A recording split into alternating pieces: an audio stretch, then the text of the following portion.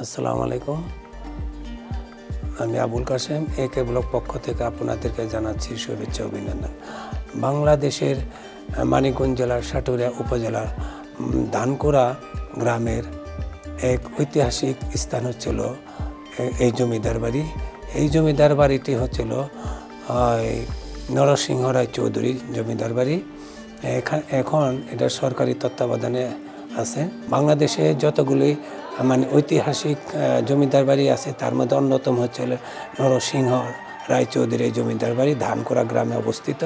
চলুন আমরা দেখে আসি জমিদার বাড়ি আনাচে কানাচে কী অবস্থা।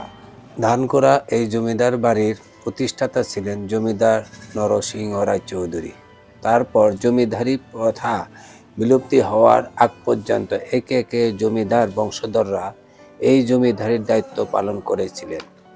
সর্বশেষ এই জমিদারির দায়িত্ব পালন করেন বাবু হেমচন্দ্র রায়চৌধুরী। জমিদার নরসিংহ রায়চৌধুরী ভারতের দিল্লি থেকে বাংলাদেশের মানিকগঞ্জ জেলার সাটুরিয়া উপজেলায় জমিদারি প্রতিষ্ঠা করেন।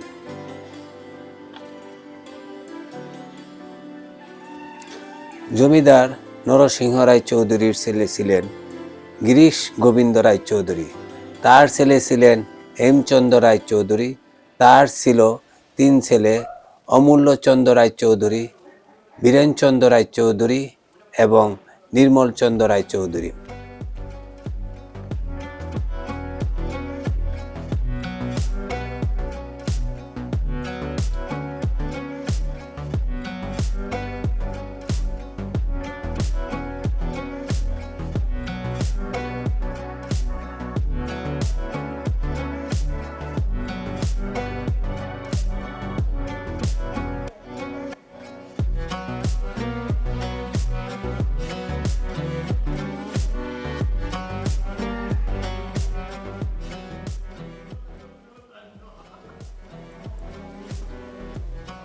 একদম জনাকীর্ণ অবস্থায় জমিদার বাড়িটি কোনো মতে কি টিকে আছে।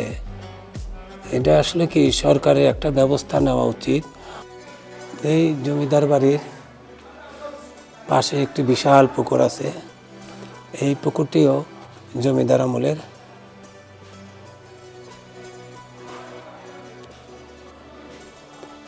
এই ঘাট বাঁধানো এই পুকুরটি এখনও টিকে আছে। অনেকে গোসল করতেছেন এই পুকুরে।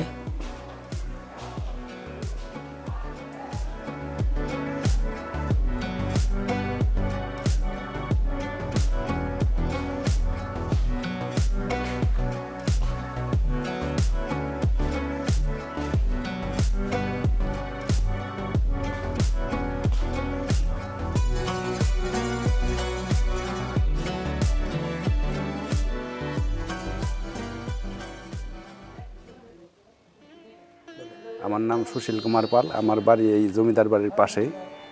এইখানে জমিদাররা বসবাস করত। জমিদারের নাম ছিল বাবু হেমচন্দ্র রায়। তারা অনেক আগেই চলে গেছে এই দেশ থেকে। তারা এখন ইন্ডিয়াতে বালুরঘাট তাদের বাড়ি করছে। তাদের বংশধর আছে, তাদের নাতিপুতিরা আছে, তারা হয়তো এখন নাই। তো এরা আর এই দেশে আসবে না। এগুলো এখন সরকারের আন্ডারে এই বাড়িঘর সব আছে আর কি। এটা কতদিনের পুরাতন জমিদার বাড়ি? এটা প্রায় 200 বছর আগের এই জমিদার বাড়ি, পুরনো। এই যে গেটের সামনে যে পুকুরটা, ওটা কি জমিদার? হ্যাঁ, এটা জমিদারের এগুলা সব সরকারি সম্পত্তি এগুলো। আগে জমিদার ছিল? হ্যাঁ হ্যাঁ, আগে জমিদারদের ছিল, এখন সরকার চালাচ্ছে নিচে আর কি।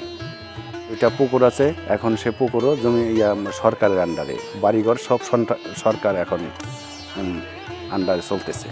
আপনারা এলাকাবাসীর থেকে কোনো উদ্যোগ নেন না এই জমিদার বাড়িটা যাতে তত্ত্বাবধান করে বা পর্যটকরা যাতে আসে? এটা আমাদের এখানে কেউ এটা তত্ত্বতালাপি নেয় না।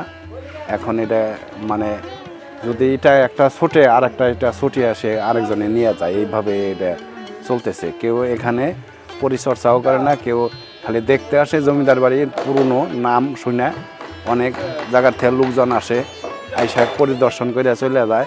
আমাদের এলাকার কোনো চেয়ারম্যান বা কোনো কেউ এটা উদ্যোগ নেয় না এটা ভালো রাখার জন্য। এটা এইভাবেই আস্তে আস্তে ধ্বংসের পথে চলে যাচ্ছে। ধানকুড়া জমিদার বাড়ির স্থাপত্যশৈলী আজও দর্শকদের মুগ্ধ করে। প্রবেশ পথেই চোখে পড়ে সিংহের ভাস্কর্য খচিত বিশাল প্রবেশদ্বার, যা জমিদারদের আভিজাত্য ও ক্ষমতার প্রতীক।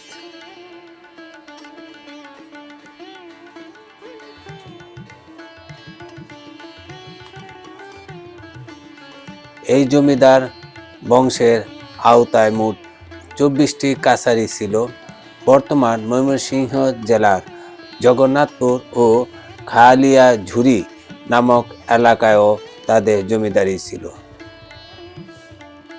দেশ ভাগের পর জমিদারি প্রথা বিলুপ্ত হলে জমিদার বাড়ির বংশধররা 1952 সালে ভারতে চলে যান।